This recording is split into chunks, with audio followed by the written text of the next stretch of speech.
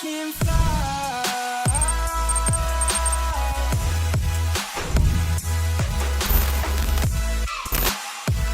What's going on, guys? We're about to head to the gym right now. It's day 2 of the workout program. So if you want the workout program, head to my website, download it. It's completely free. It's just what I'm going to be doing for the first 6 weeks of the off-season series.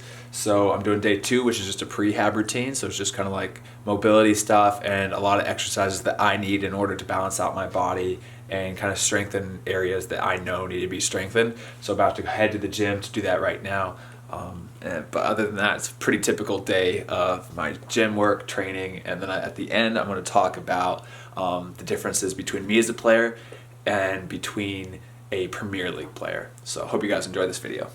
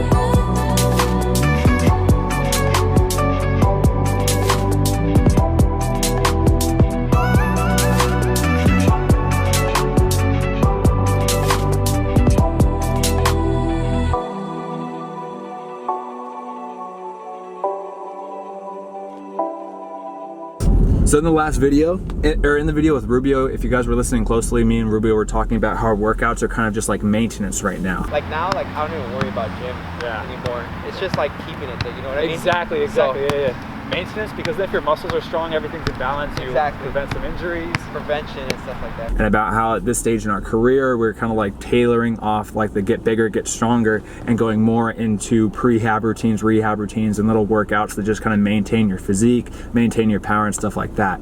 And I got a lot of like questions, DMs, I got messages, I got comments, I read a lot of these. They're basically saying like, wait, how come you've switched to, you know, you were all about power, you're all about getting stronger, all this stuff, and now you've switched to more of a prehab kind of injury prevention type workouts.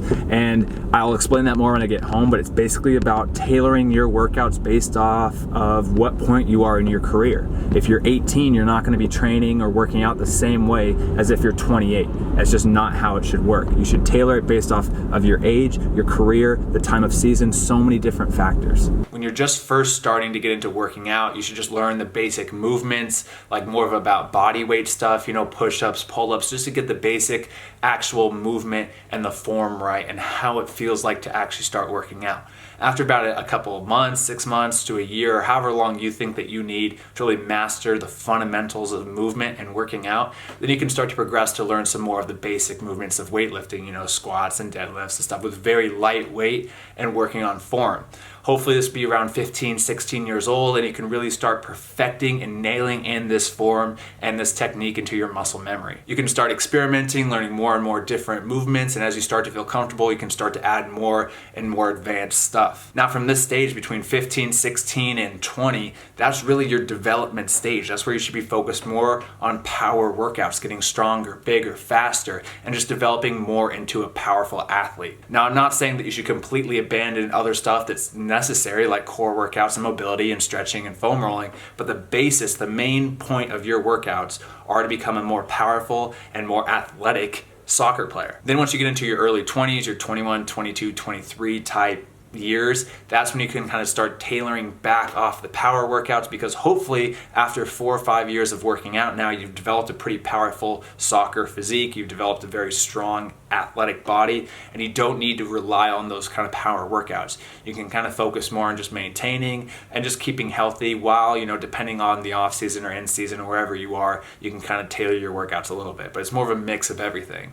And then once you progress into 24, 25, 26, and even into your 30s, that's when your workouts should really be almost very little power type workouts, more about maintaining the powerful physique and the body that you currently already have, maintenance phase. And then you should be focused more on mobility, flexibility, and just injury prevention, prehab and rehab exercises to extend and prolong your career. So that's what basically the framework is. So just because I'm not doing the power workouts, I'm not saying that you at 14 years old that looks like a stick, you know, a tiny little player that wants to develop muscle, that you should not be doing powerful workouts like squats and deadlifts and stuff like that.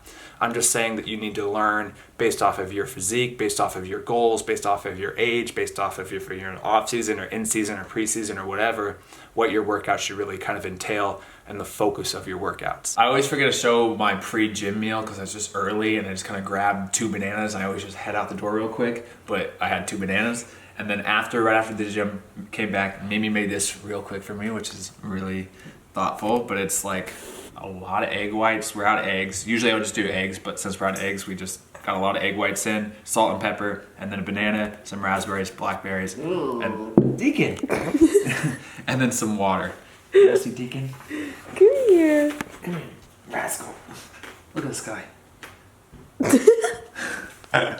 So I'm gonna eat this real quick and then head out to the field and get a little training session in. It's just gonna be me today, which is kind of nice because when you're with somebody else, you kind of have to do drills with the other person and you kind of compromise about what you want to do and what you want to work on. When it's just yourself, you can really just focus on the areas of your game that you really want to improve.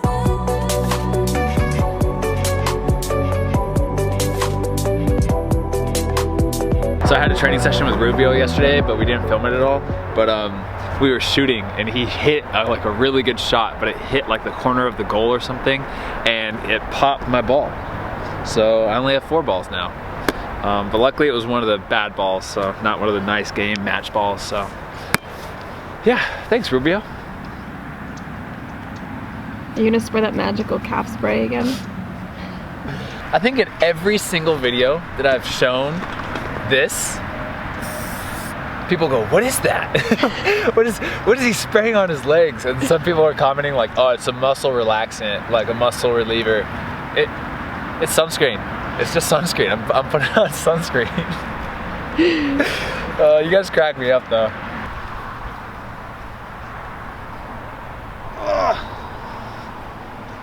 So I'm going to let the full training kind of play in the background while I kind of get into the main topic of this video, which is what separates me as a player from an EPL player.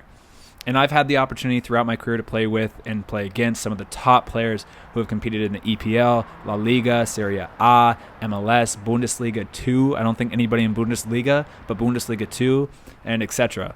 And when I take a look at myself in comparison to these players and really evaluate myself based upon their play, I can see a few things that stick out to me as why I'm a lower division professional and they're playing the top clubs in the world.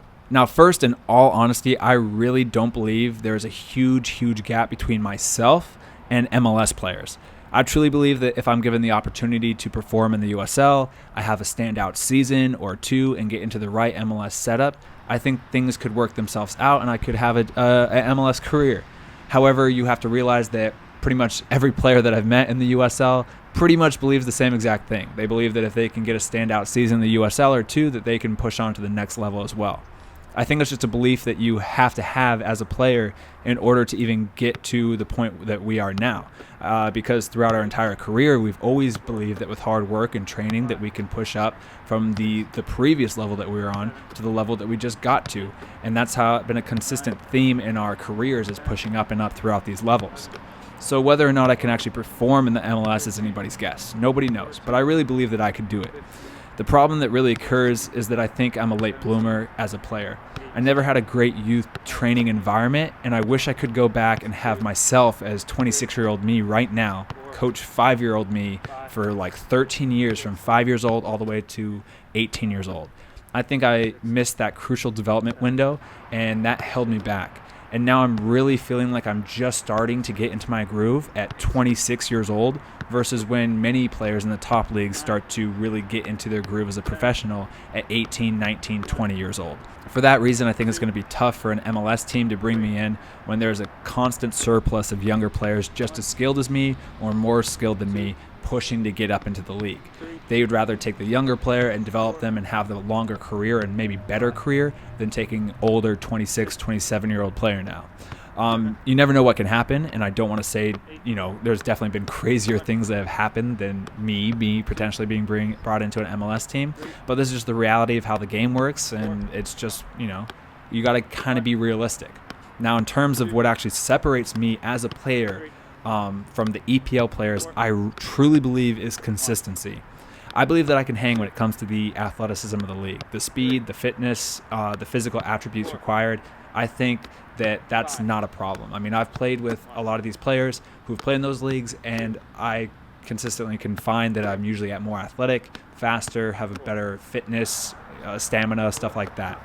Now, I'm not saying that I would be at the top in these leagues, because there are athletic freaks, like crazy fit, crazy fast, crazy strong players that are much better than I am in these leagues. But I think as the leagues as a whole, that I could definitely hang athletically. Now, when it comes to tactically, and I think just general knowledge of what to do and when to do it, I think I could get by. But watching the decision-making of some of these fullbacks in the EPL, they just consistently make the smarter or better choice more often than I do, and they're doing it at a higher level of faster speed and just with more competitive or a higher competition level. So I think that comes down to their experience and just the number of high-level games and high-level situations they have under their belt. And as me, I'm 26 years old, and I really have about 25 or 30 professional games under my belt, which isn't a lot at 26 compared to those guys. Lastly, in terms of like fundamental skill work, like passing, first touch, distribution, crossing, dribbling, etc., I really don't believe that I'm at the level required for in the EPL. And that's what I'm working to improve every single day of my life. You can just see it in the gameplay and when you train with these guys. I mean, if we're hitting a long ball or trapping a pass or hitting a perfectly weighted first time ball or whatever the skill required, if we perform it 10 times, I might be able to perform it perfectly 4 out of the 10 times, and then I might be able to perform the skill adequately 3 or 4 out of the 10 times, and that would probably mess up 3 or 4 out of the 10 times. In all honesty, an EPL player would be able to perform the skill perfectly 8 out of 10 times, maybe adequately 1 out of the 10 times, and he might only mess up once out of the entire 10 times he would perform the skill. And now I'm just throwing out random numbers, but this is just kind of to show you what I think that I'm lacking at, and it's that consistency to be able to perform the skill. And when you guys can see in these videos that I could, that I might show that I could hit a really perfect cross, be able to perform an entire move or perform a sequence perfectly, but I'm not able to perform it perfectly consistently every single time. So that's the goal of my training, whether it's my team training, my personal training, or if I'm training with a teammate or whoever, it's to improve my consistency to the point where I mess up less and less while I'm performing the skill at a game realistic tempo and under pressure. And I think that's a very honest evaluation of myself as a player. So whether or not you agree or disagree with it, that's how I evaluate myself, and that's what I've been told or evaluated by top coaches, by professional coaches, by scouts, by agents, and all my teammates that played at higher leagues. So I think that's what really separates me from an EPL player. I think that's a very good thing to point out and to notice so that you can work on that weakness. And now I think it's very, very unlikely that I'll ever get up to the EPL at this point in my career, but I can still work on these weaknesses to make it to the highest level that I possibly can and become the best player that I possibly can. So that's the kind of the whole talk and the point of this video.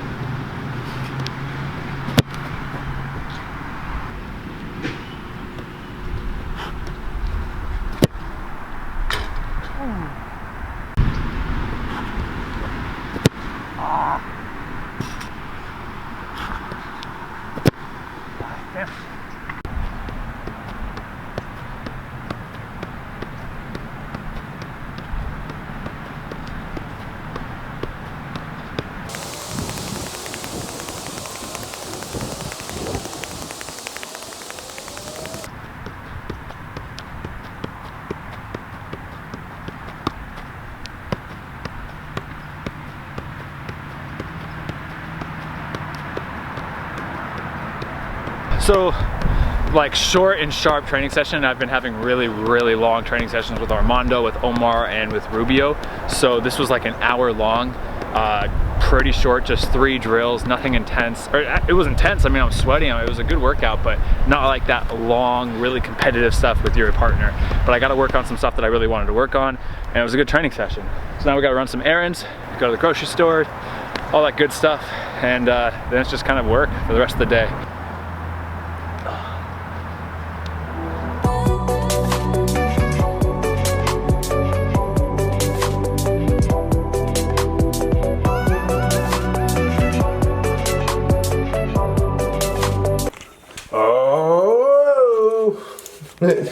Sup, D? Sup, buddy? Sup? So for lunch, I'm having a couple chicken thighs, some mushrooms, some raspberries, and an apple. That's gonna be my lunch. I cooked up a ton of chicken thighs and mushrooms so then I can just put it in the refrigerator and then reheat it for lunch any day of the week. So it's just super easy rather than having to cook every time. I like doing that, meal prepping a little bit, so I'm cooking a lot right now. Here's lunch just like what I said, 3 chicken thighs, mushrooms, raspberries, a full apple, and then some water. So I'm gonna eat this and then get to work editing and doing all the normal stuff.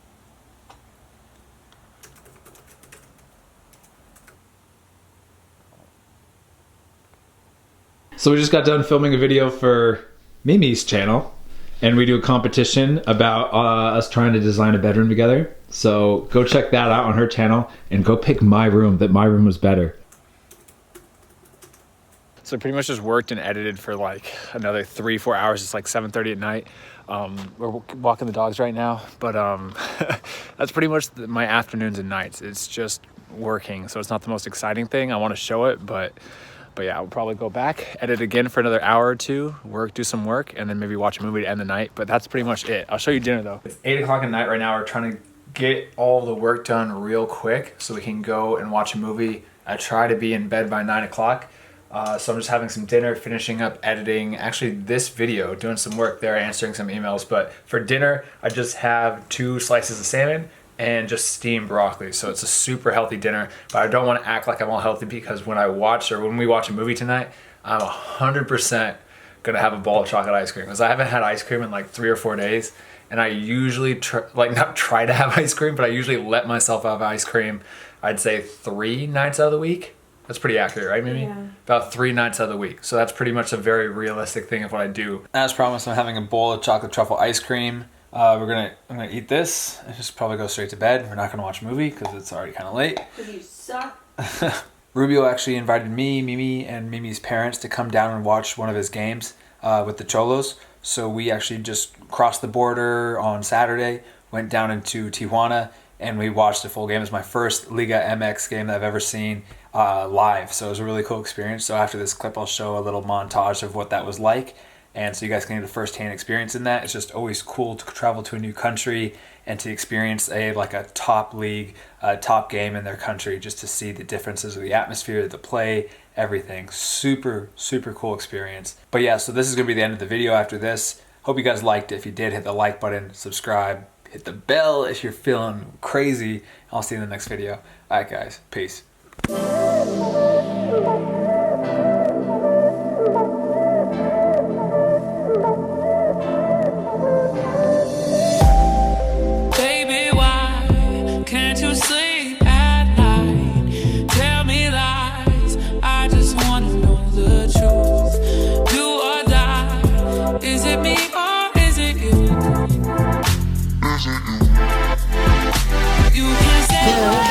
Echa y la va a meter. Eso.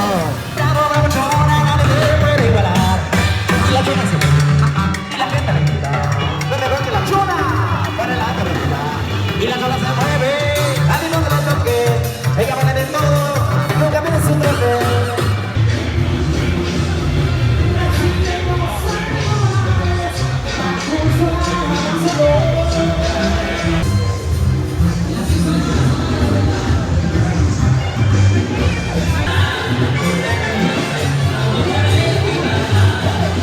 Es un favor muy especial, damas y caballeros. Demos la bienvenida a los equipos, a los clubs. Yo los Swingles de Caliente. Con el número 9.